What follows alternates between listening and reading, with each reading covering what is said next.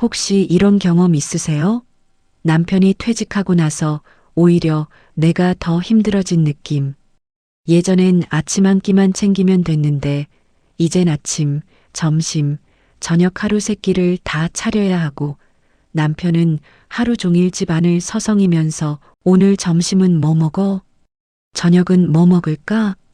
이 말을 반복하고 그게 하루 이틀도 아니고 1년, 2년 어느 순간 숨이 턱 막히는 느낌.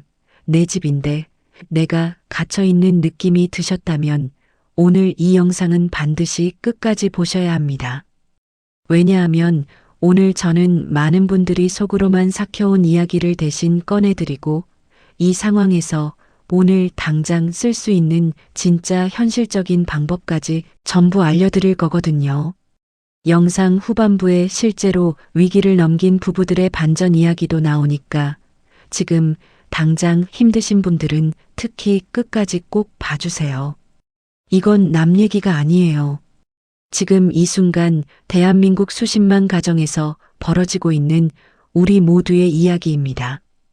이 채널을 통해 진심 어린 위로와 실질적인 이야기를 계속 나누고 싶으신 분들 구독 버튼과 좋아요, 알림 설정까지 눌러주시면 저에게 정말 큰 힘이 됩니다. 진심으로 감사드려요. 자, 그럼 시작할게요. 오늘 이야기는 경기도 수원에 사시는 63세 김명숙 씨 이야기로 시작하겠습니다. 실명은 다르게 했지만 이분이 저한테 직접 보내주신 사연이에요. 이분 남편분은 대기업에서 35년을 근무하고 작년 2월에 퇴직하셨대요. 퇴직하던 날 남편분이 집에 들어오면서 이렇게 말씀하셨대요. 나 이제 집에 있을게. 고생했지? 이제 우리 편하게 살자. 그 말 들었을 때 명숙 씨는 어떤 기분이었을까요? 기쁘셨을까요? 명숙 씨는 저한테 이렇게 적으셨어요. 솔직히 그 말 듣고 가슴이 철렁했어요. 35년 동안 아침 일찍 나가서 저녁 늦게 들어오던 남편이 갑자기 하루 종일 집에 있다는 게 처음엔 그냥 막연히 불안했다고요. 그런데 그 불안이 사흘도 안 돼서 현실이 됐어요. 퇴직 다음 날 아침 남편분이 부엌으로 오셔서 이렇게 물으셨대요. 오늘 아침 뭐야? 명숙 씨는 그냥 달걀 프라이에 김치찌개 끓이고 있었는데 남편분이 나 요즘 콜레스테롤 때문에 달걀은 자제하라고 했어. 다른 거 없어? 하셨대요. 명숙 씨는 속으로 이제 시작이구나 싶으셨다고 해요. 그리고 점심시간이 됐어요. 남편분이 소파에서 TV를 보다가 여보, 점심은? 이러셨대요. 저녁에 또 저녁은 뭐야? 이러시고요. 그게 딱 하루치 이야기예요. 근데 이게 1년이 넘게 매일매일 반복됐다는 거잖아요. 명숙 씨는 저한테 이렇게 쓰셨어요. 저는 평생 주부였는데도 이렇게 힘들어요. 예전엔 점심은 제가 알아서 먹으면 됐거든요. 라면 끓여 먹든 냉장고 뒤지든 그냥 굶든. 근데 이젠 점심도 상 차려야 하니까 저는 진짜 하루 종일 부엌에서 살아요. 이게 얼마나 많은 분들의 이야기인지 아세요? 통계를 한번 봐드릴게요. 한국여성정책연구원이 조사한 자료에 따르면 남편이 퇴직한 이후 아내의 하루 평균 가사노동 시간이 퇴직 전보다 하루에 약 2시간 40분 이상 늘어났다고 해요. 하루 2시간 40분이요. 1년으로 치면 거의 1000시간이에요. 1000시간이면 뭘 할 수 있는 시간인지 생각해 보세요. 그 시간이 고스란히 밥 차리고 설거지하고 남편 군것질 챙기는데 쓰이는 거예요. 그리고 또 하나. 통계청 자료를 보면 우리나라에서 황혼이혼, 그러니까 20년 이상 된 부부가 이혼하는 경우가 2010년 이후로 계속 늘고 있어요. 2023년 기준으로 전체 이혼 건수의 35%가 혼인 기간 20년 이상인 부부들이에요. 35%. 그리고 그 황혼 이혼의 가장 큰 원인 중 하나가 바로 남편 퇴직 이후에 발생하는 생활 방식 충돌과 역할 갈등이에요. 딱 우리가 오늘 이야기하는 그 상황이에요.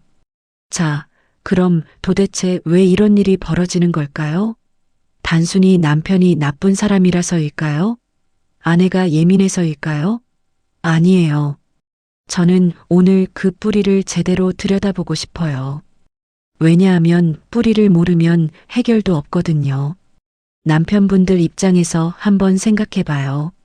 30년, 40년 동안 매일 아침 일찍 일어나서 회사 가고 스트레스 받고 상사 눈치 보고 야근하고 그러면서 버텨온 거잖아요. 그 사람한테 퇴직은 뭐냐면 진짜 오랜만에 해방이에요. 이제 나도 좀 쉬자. 나 이 정도면 충분히 일했잖아. 이 마음이 드는 게 어떻게 보면 너무 당연한 거예요. 그래서 집에서 좀 쉬고 싶은 거예요. TV도 보고, 낮잠도 자고, 밥도 따뜻하게 먹고. 이게 그 사람한테는 그동안 열심히 살아온 것에 대한 보상처럼 느껴지는 거예요. 근데 아내 입장에서는 어때요? 아내도 평생 일했어요. 다만 그 일이 집안에 있었을 뿐이에요. 밥하고, 청소하고, 빨래하고, 애들 키우고, 시부모 챙기고. 이게 직장 생활이랑 다를 게 없어요. 아니, 어떻게 보면 더 힘들어요. 왜냐하면 퇴근이 없거든요. 직장인은 6시면 퇴근이라도 하는데 주부는 자다가도 애가 열나면 일어나야 하고 명절에도 쉬는 날이 없고 병원을 못 가도 밥은 해야 하고 그 삶을 수십 년 살아온 거예요. 그러니까 아내도 쉬고 싶어요. 아내도 해방되고 싶어요. 근데 남편이 집에 있으니까 아내의 일은 오히려 더 늘어난 거예요. 이게 핵심이에요. 쉽게 말하면 이래요. 남편은 퇴직으로 자유를 얻었는데 아내는 남편 퇴직으로 오히려 더 큰 감옥에 들어간 느낌인 거예요. 둘 다 틀린 게 아닌데 둘이 전혀 다른 세계에 살고 있는 거예요. 인천에 사시는 60살 이순자 씨도 비슷한 사연을 보내주셨어요. 이분 남편은 공무원으로 30년 근무하고 58세에 조기 퇴직하셨대요. 퇴직하고 첫 달은 그나마 괜찮았대요. 남편분이 여기저기 지인들 만나러 나가기도 하고 등산도 가고 그런데 2달째부터 슬슬 달라지더래요. 친구들도 다들 일하고 있으니까 만날 사람이 없고 등산도 혼자 가려니까 재미없고 그래서 집에만 계시는 시간이 점점 늘어난 거예요. 그러면서 자연스럽게 아내한테 의존하는 시간도 늘어났어요. 순자 씨가 이렇게 말씀하셨어요. 처음엔 그냥 밥만 많아지는 줄 알았어요. 근데 진짜 힘든 건 밥이 아니더라고요. 남편이 하루 종일 눈앞에 있으니까 제가 뭘 해도 다 보이는 거예요. 청소 좀 대충 하면 남편이 한마디 해요. 냉장고 정리 좀 늦게 하면 또 한마디 하고 예전엔 남편 없는 낮 시간이 그래도 제 시간이었는데 이젠 그 시간이 아예 없어진 거예요. 숨 막혀 죽을 것 같다는 말이 딱 맞아요. 이 말이 얼마나 많은 분들의 가슴에 꽂히는지 몰라요. 남편이 집에 있으면서 달라지는 게 단순히 밤양의 문제가 아니에요. 공간의 문제예요. 심리적 공간이요. 예전엔 낮 시간 몇 시간만큼은 그 공간이 온전히 내 것이었어요. 커피 한 잔 마시면서 TV 예능 보든 친구한테 전화하든 낮잠 자든 그게 아내한테는 숨구멍이었던 거예요. 근데 그 숨구멍이 막혀버린 거예요. 저한테 이런 사연을 보내주신 분도 계세요. 부산에 사시는 62세 최영자 씨인데요. 이분은 남편이 퇴직하고 6개월 만에 병원에서 번아웃 진단을 받으셨대요. 번아웃, 소진증후군이요. 의사 선생님이 언제부터 이렇게 피곤하셨어요? 물으니까 딱 남편 퇴직한 날부터라고 하셨대요. 이게 우연이 아니에요. 일본에서는 이걸 아예 이름이 있어요. 남편 재택 스트레스 증후군이라고 해요. 일본어로는 남편 재택 증후군이라고 하는데 남편이 집에 계속 있으면 아내한테 두통, 소화불량, 무기력증, 우울감 같은 신체적 증상이 나타나는 현상을 말해요. 일본에서 이 개념이 처음 나온 게 2000년대 초반이에요.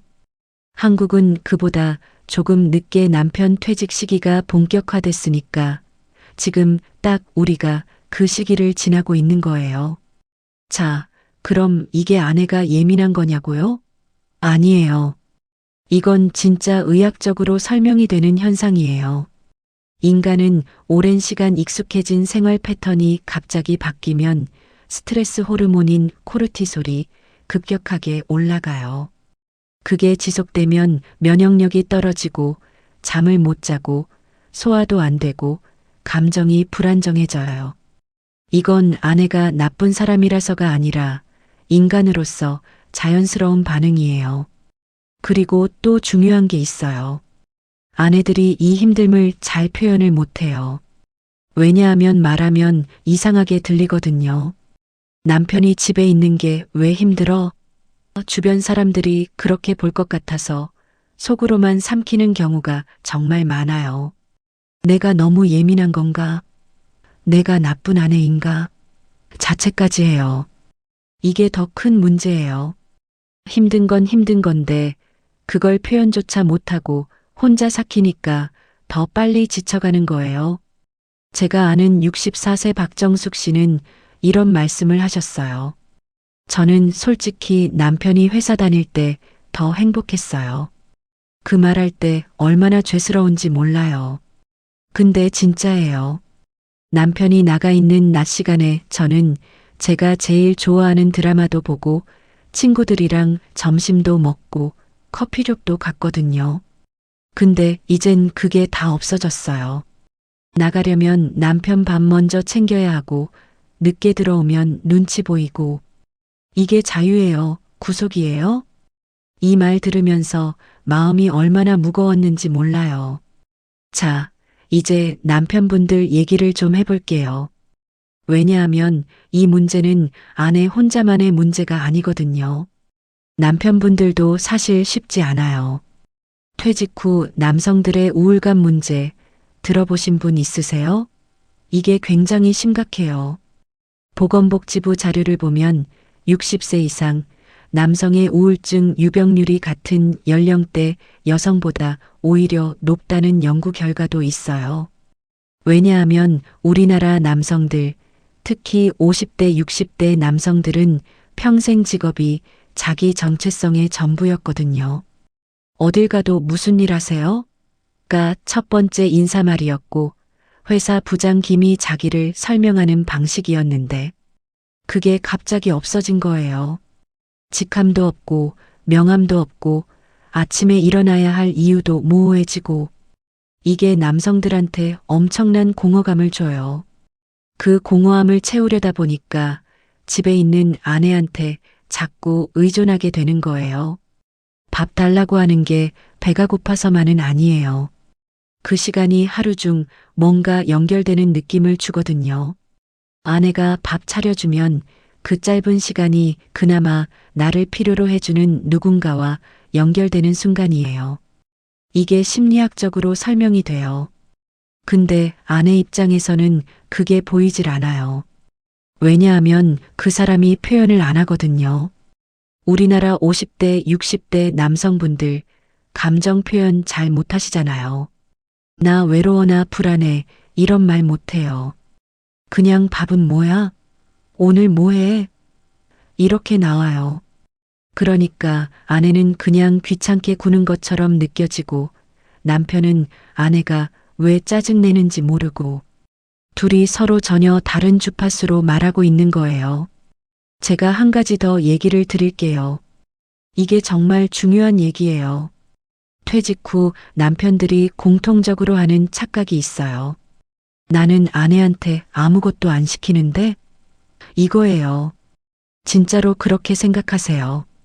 나 청소해달라고도 안 했고, 뭐 사와달라고도 안 했고, 그냥 밥만 먹고 TV 보는데 내가 뭘 패 끼쳤냐고요. 근데 아내 입장에서는 달라요. 남편이 집에 있다는 것 자체가 이미 에너지를 쓰는 일이에요. 뭘 요구하지 않아도 눈앞에 사람이 있으면 신경이 쓰여요. 남편이 소파에 누워 있으면 뭔가 사줄 게 필요하지 않을까? 물이라도 갖다 줘야 하나? 심심해하는 거 아닐까? 이런 생각이 자동으로 드는 거예요. 평생 그렇게 살아온 여성들에게는 그게 몸에 배어 있거든요. 그러니까 남편이 가만히 있어도 아내는 쉬지 못하는 거예요. 이걸 정서적 가사노동이라고 해요. 눈에 보이지 않지만 굉장히 큰 에너지를 쓰는 거예요. 서울 노원에 사시는 65세 강미애 씨는 저한테 이런 말씀을 하셨어요. 저는 남편이 퇴직하고 나서 처음으로 황혼이혼이란 단어를 검색해 봤어요. 제가 그 단어를 떠올릴 줄은 꿈에도 몰랐거든요. 38년을 같이 살았는데. 근데 그 생각이 드는 제 자신이 너무 낯설면서 동시에 이 상황이 정말 심각하다는 걸 처음 알았어요. 이 말 되게 조심스럽게 들어주셨으면 해요. 황혼이혼을 생각한다는 게 그 사람이 남편을 미워해서가 아니에요. 그냥 너무 지쳐서예요. 살고 싶어서예요. 남은 인생이라도 내 자신으로 살고 싶다는 거예요. 이게 너무 나쁜 마음인가요? 저는 아니라고 생각해요. 통계를 한 가지 더 보여드릴게요. 황혼이혼을 신청하는 경우 약 70% 이상이 아내 쪽에서 먼저 한대요. 그리고 그 이유를 물으면 상당수가 더 이상 못 참겠다는 누적된 감정이래요. 갑자기 일어난 큰 사건이 아니에요. 하루하루 조금씩 쌓인 거예요. 오늘 아침밥, 오늘 점심밥, 오늘 저녁밥, 오늘 한마디, 내일 한마디. 그게 몇 년이 되면 돌이키기 어려운 벽이 생기는 거예요. 그래서 제가 오늘 이 영상에서 꼭 드리고 싶은 말씀이 있어요. 퇴직 후 첫 3년이 정말 중요해요. 이 3년 안에 새로운 패턴을 만드느냐, 아니면 그냥 흘러가느냐. 이게 이후 20년의 노후를 완전히 다르게 만들어요. 자, 그럼 이제 좀 구체적으로 들어가 볼게요. 어떻게 하면 달라질 수 있을까요? 먼저 남편분들한테 드리고 싶은 이야기예요. 이거 들으시는 남편분들, 제발 기분 나쁘게 듣지 마세요. 저 진심으로 드리는 말씀이에요. 퇴직하고 집에 있는 게 나쁜 게 아니에요. 근데 집에 있는 방식을 바꾸셔야 해요. 제일 먼저 해야 할 게 뭐냐면 하루 루틴을 스스로 만드는 거예요. 아침에 눈 뜨면 아내한테 오늘 뭐야? 묻기 전에 나는 오늘 뭘 할지를 먼저 생각하세요. 산책을 가든 도서관을 가든 동네 경로당을 가든 문화센터를 가든 본인의 하루를 본인이 채우세요. 이게 왜 중요하냐면 그게 아내를 위한 게 아니에요. 남편 본인을 위한 거예요. 퇴직 후 아무것도 안 하고 집에서 TV만 보는 남성들 5년 안에 건강이 급격하게 나빠진다는 연구 결과가 있어요. 신체 건강뿐 아니라 인지 기능도 떨어지고 우울증도 오고 움직이고 사람 만나고 뭔가 배우는 게 퇴직 후 건강을 유지하는 핵심이에요.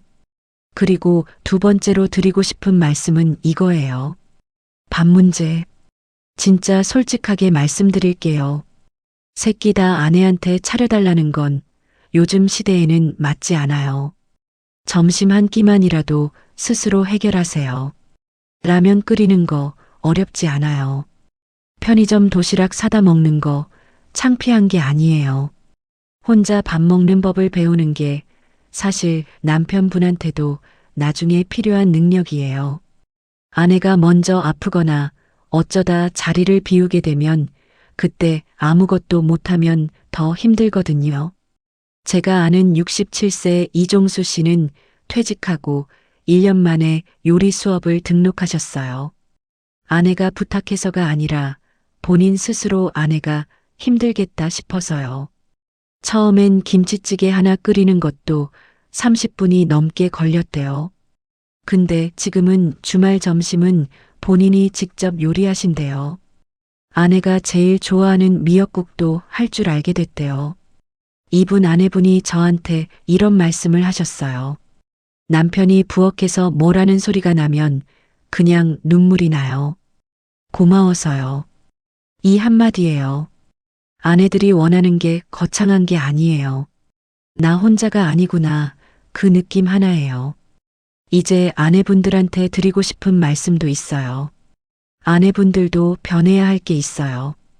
이게 불공평하게 들릴 수도 있는데 조금만 들어주세요. 아내분들이 가장 많이 하는 실수가 뭐냐면 힘들다는 걸 참고 참다가 폭발하는 거예요.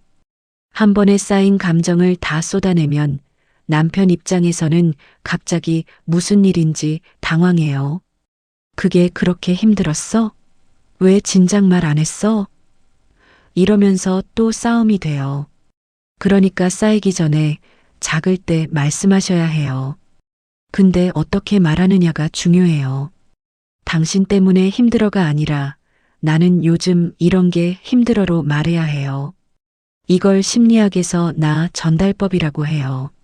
상대를 공격하지 않고 내 감정을 있는 그대로 전달하는 방식이에요. 예를 들면 이렇게 해보세요. 당신이 점심까지 차려달라고 하면 나는 하루 종일 부엌에 있는 느낌이 들어서 너무 지쳐. 점심은 내가 좀 알아서 해결해 줄 수 있어? 이렇게요. 비난이 아니라 부탁으로요. 이게 말로는 쉬운데 실제로는 어렵다는 거 저도 알아요. 평생 참아온 분들이 갑자기 이렇게 말하는 게 어색할 수 있어요. 그래도 한 번만 용기 내서 해보세요. 변화는 거기서 시작돼요. 그리고 아내분들, 이것도 꼭 말씀드리고 싶어요. 아내분도 나만의 시간을 의도적으로 만드셔야 해요. 기다리면 안 줘요. 직접 만드셔야 해요. 일주일에 2번은 무조건 밖으로 나가세요. 남편 밥 걱정 일단 내려놓고요. 친구 만나러 가든, 문화센터 가든, 산책 가든.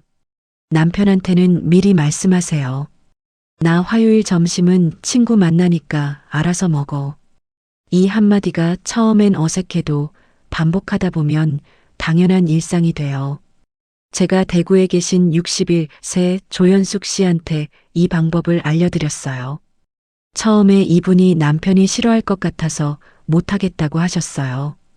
그래서 제가 딱 한 번만 해보세요라고 했거든요. 그랬더니 며칠 뒤에 연락이 왔어요. 남편이 처음에 좀 당황했는데 알겠다고 하더라고요. 저는 그날 오랜만에 친구들이랑 점심 먹고 커피까지 마시고 왔어요. 진짜 숨통이 트이는 느낌이었어요. 이분 목소리가 얼마나 밝아졌는지 몰라요. 이게 핵심이에요. 아내도 숨 쉴 공간이 있어야 남편을 견딜 수 있어요. 아니, 견디는 게 아니라 함께 살 수 있는 거예요. 내가 행복해야 옆에 있는 사람한테도 잘 대할 수 있거든요. 이건 이기적인 게 아니에요. 필수적인 거예요. 자, 이제 조금 더 들어가서 퇴직 후 정말 잘 살고 있는 부부들은 뭐가 다른지 이야기를 드릴게요. 이게 오늘 제일 중요한 파트예요. 제가 알고 있는 사례 중에 진짜 인상적인 분들이 계세요. 부산에 사시는 66세 황영만 씨와 63세 박순희 씨 부부예요. 영만 씨가 63세에 퇴직하셨는데 퇴직 전에 아내랑 대화를 먼저 하셨대요. 나 퇴직하면 집에 있을 텐데 어떻게 하면 당신이 불편하지 않겠어? 이 한마디를 먼저 하신 거예요. 이게 얼마나 큰 차이인지 아세요? 대부분의 남편분들이 퇴직하고 나서 아내가 힘들어하는 걸 보고 나서야 알아요. 근데 이분은 퇴직 전에 먼저 물어보신 거예요. 그래서 둘이 같이 합의를 했대요. 아침은 같이 먹고 점심은 각자, 저녁은 격일로 번갈아서 차리기. 청소는 요일을 나눠서 남편분이 화요일 금요일 청소 담당. 장보기는 같이 가기. 처음엔 남편분도 어색하셨대요. 청소기 잡는 게 이상하게 느껴지고 요리가 어렵기도 하고. 근데 몇 달 지나니까 익숙해지셨대요. 그리고 아내 순희 씨가 이런 말씀을 하셨어요. 남편이 청소기 돌리는 걸 처음 봤을 때 제가 방에 들어가서 혼자 엉엉 울었어요. 그 30년 동안 혼자 다 하면서 얼마나 참았는지 그게 한꺼번에 쏟아진 것 같아서요. 이 눈물이 고마움의 눈물이에요. 분노의 눈물이 아니라요. 그리고 이 부부는 또 한 가지를 했어요. 각자의 시간을 서로 존중하기로 했어요. 영만 씨는 월수금은 당구장이나 도서관을 가고 순희 씨는 화목은 친구들 모임이나 문화센터를 가요. 그래서 집에서 혼자 있는 시간이 각자에게 생긴 거예요. 이게 참 신기한 게 각자 나갔다가 집에 돌아오면 잘 다녀왔어? 하는 반가움이 생기더래요. 매일 하루 종일 붙어 있으면 그게 없어요. 서로 봐도 반갑지 않아요. 근데 몇 시간씩 따로 있다가 오면 어땠어? 물어볼 이야기가 생기고 저녁 밥상이 대화로 채워지더래요. 이 이야기 들으면서 제가 얼마나 따뜻했는지 몰라요. 이 부부가 뭔가 대단한 걸 한 게 아니에요. 그냥 서로한테 먼저 물어보고 서로를 배려했을 뿐이에요. 그게 이 두 부부를 황혼이혼 직전의 부부들과 완전히 다르게 만든 거예요. 또 한 분 소개해 드릴게요. 경기도 고양에 사시는 68세 이정호 씨예요. 이분은 퇴직하고 처음 2달 동안은 아내한테 엄청나게 잔소리를 들으셨대요. 매일 집에 있지 말고 나가라. 밥 좀 스스로 해라. 하루 종일 TV만 보면 어떡하냐. 처음엔 기분 나쁘셨대요. 내가 뭘 그렇게 잘못했냐고 속으로 생각하셨대요. 근데 어느 날 밤에 아내가 자다가 아이고 허리야 하면서 일어나는 걸 보셨대요. 아내가 며칠째 허리가 아프다고 했는데 본인은 그냥 넘겼던 거예요. 그 순간 뭔가가 확 느껴지셨대요. 다음 날부터 이분이 달라지셨어요. 아침에 일어나서 세수하고 바로 장을 보러 나가셨어요. 그날 저녁은 본인이 직접 된장찌개를 끓이셨대요. 맛은 없었대요. 간도 이상하고 뭔가 빠진 것 같고, 그래도 아내한테 드렸더니 아내가 한 숟가락 뜨면서 짜다고 하셨대요. 그래서 둘이 마주보고 웃으셨대요. 그게 두 분이 퇴직 후 처음으로 같이 웃은 순간이었대요. 이 이야기가 왜 중요하냐면요. 변화는 거창한 데서 오는 게 아니에요. 아내가 허리 아프다는 걸 알아채는 것. 맛없어도 된장찌개 한번 끓여보는 것. 그 작은 것들이 쌓이면 관계가 달라지거든요. 이제 좀 현실적인 이야기를 더 드릴게요. 퇴직 후 부부 갈등에서 꼭 짚고 넘어가야 할 게 돈 문제예요. 밥 문제만큼, 아니 어떻게 보면 더 예민한 게 돈이에요. 퇴직 후 수입이 줄어들면 그 스트레스가 집 안으로 들어와요. 남편은 이제 돈 못 버니까 내가 집에서라도 잘해야지 하면서 오히려 더 집에 있으려 하고, 아내는 지출을 줄여야 하니까 외식도 못 하겠다. 친구도 못 만나겠다 하면서 스스로를 가두게 돼요. 이게 두 사람 모두를 점점 더 작은 공간에 가두는 거예요. 서울에 사시는 64세 류명석 씨는 퇴직 후 국민연금 월 160만 원이 부부 수입의 전부가 됐대요. 아파트 관리비에 식비에 각종 보험료 내고 나면 손에 남는 게 얼마 안 되더래요. 그러다 보니 아내가 어디 나가지 말고 집에서 밥 먹자고 하게 됐고, 남편은 더 집에 있게 되고, 그러다 보니 아내의 가사 부담은 더 늘고 악순환이에요. 이 상황에서 이 부부가 어떻게 하셨냐면, 부부가 함께 가계부를 쓰기 시작하셨대요. 각자 따로가 아니라 같이.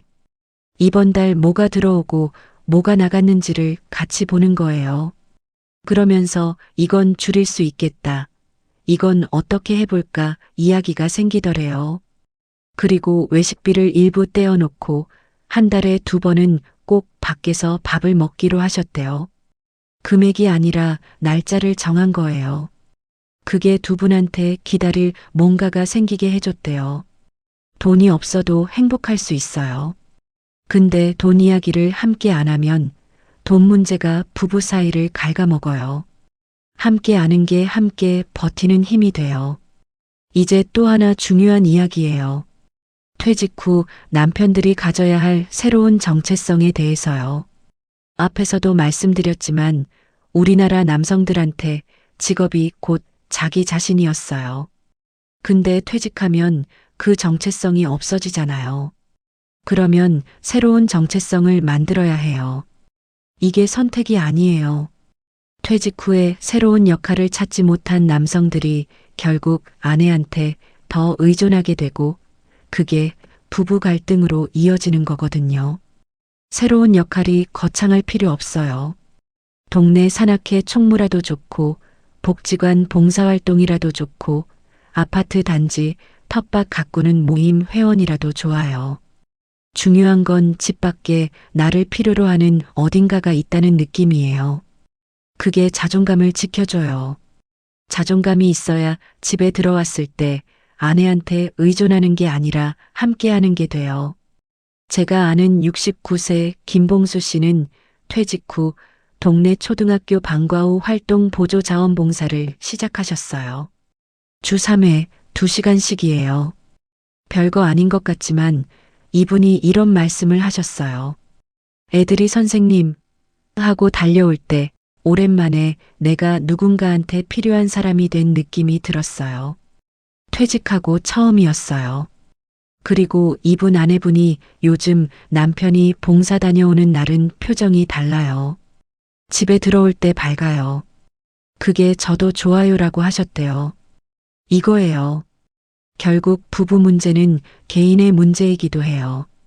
각자가 자기 삶을 채워야 둘이 함께하는 삶도 채워지거든요. 자, 이쯤에서 정말 현실적인 조언을 정리해 드릴게요. 특히 지금 퇴직 직전이시거나 배우자가 퇴직한 지 얼마 안 되신 분들한테요. 제일 먼저 해야 할 게 뭐냐면 퇴직 전에 또는 퇴직하자마자 부부가 마주 앉아서 대화를 하는 거예요. 앞으로 어떻게 살 거야?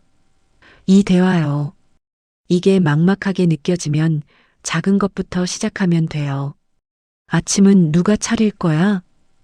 장 보는 건 어떻게 할까? 일주일에 각자 나가는 날을 어떻게 할까? 이런 구체적인 것들이요. 이 대화 한 번이 몇 년치 갈등을 예방할 수 있어요. 진짜예요. 두 번째는 집안일을 목록으로 만들어서 같이 보는 거예요.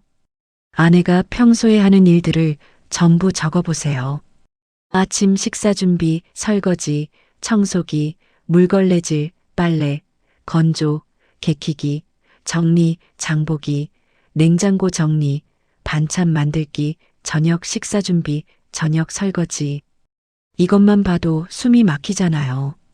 이걸 둘이 나눌 수 있는 게 무엇인지 함께 보는 거예요. 이 목록이 눈앞에 있어야 남편분들이 내가 폐 안 끼친다는 착각에서 벗어나게 돼요. 세 번째는 각자의 취미, 모임, 활동을 일주일 스케줄로 만드는 거예요. 이게 있으면 오늘 어디가? 하는 잔소리가 줄어들고 서로의 시간이 생겨요. 스케줄이 있으면 의도적으로 나가게 되고 나가면 돌아왔을 때 이야기할 게 생기고 그게 관계를 살아있게 만들어요. 네 번째로는요. 이게 가장 어려운 것 같지만 가장 중요해요. 서로한테 고맙다는 말하기예요. 쑥스럽고 어색해도 해보세요. 남편분이 된장찌개 끓여줬으면 아내분은 고마워라고 해주세요. 아내분이 늘 밥 차려줬던 거에 대해서 남편분은 당신 항상 고맙다고 해주세요. 이 한마디가 에너지를 줘요. 같은 일을 해도 인정받으면 덜 지치거든요. 제가 아는 62세 허인숙 씨는 이런 말씀을 하셨어요. 남편이 35년 동안 밥 잘 먹었어. 이 말을 한 번도 안 했어요. 근데 퇴직하고 제가 이제부터라도 밥 먹고 나서 한마디씩 해줘 했더니 처음엔 어색해 하다가 지금은 꼭 해요. 오늘도 맛있게 잘 먹었어. 고마워. 이 한마디 들으면 진짜 다음 끼도 정성껏 하고 싶어지더라고요. 내가 인정받는다는 느낌이요. 이게 인간이에요. 인정받고 싶어 하는 거요.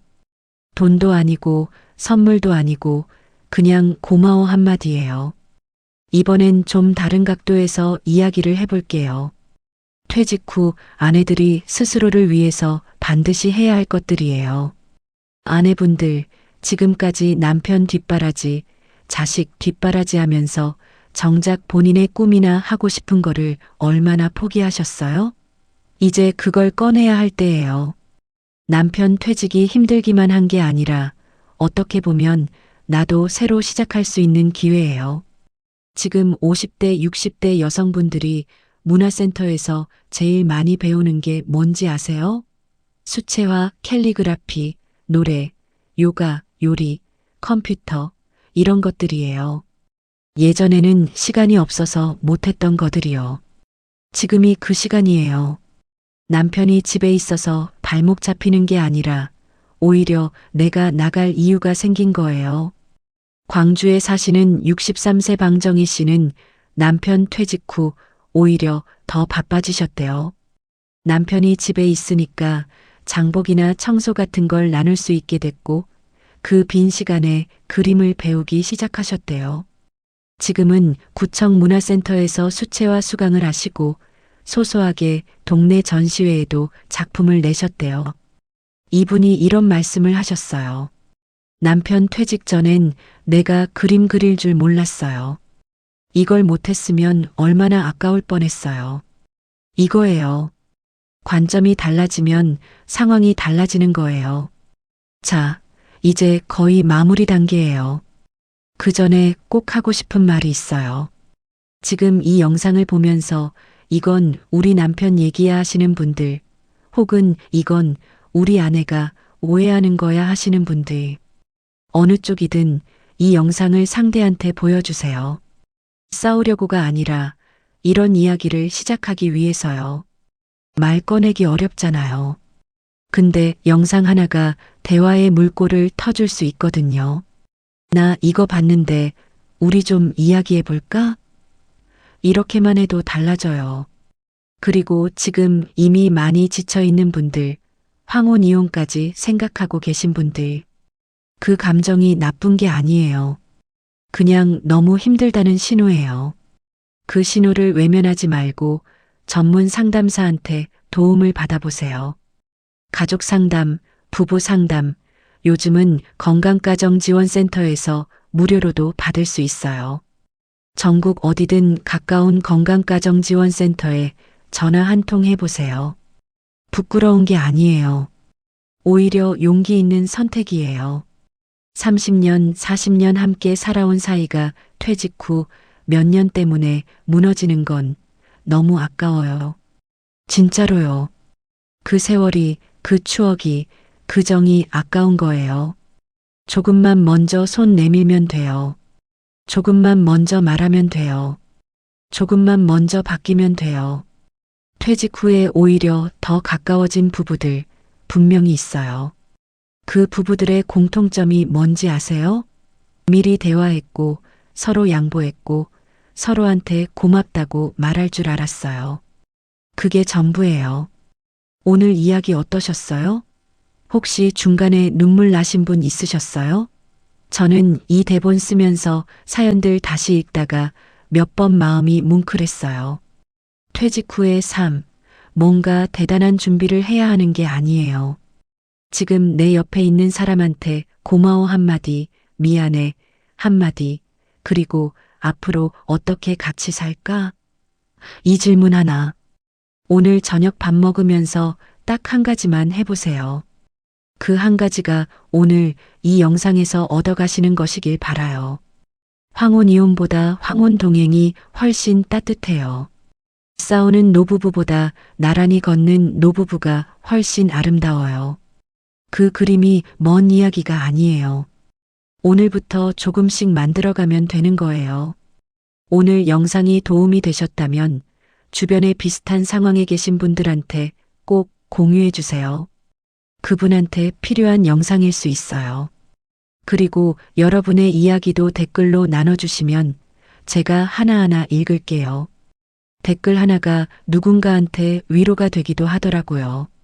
다음 영상에서는 퇴직 후 부부가 함께 할 수 있는 소소하지만 확실한 활동들을 이야기해 드릴 거예요. 기대해 주세요.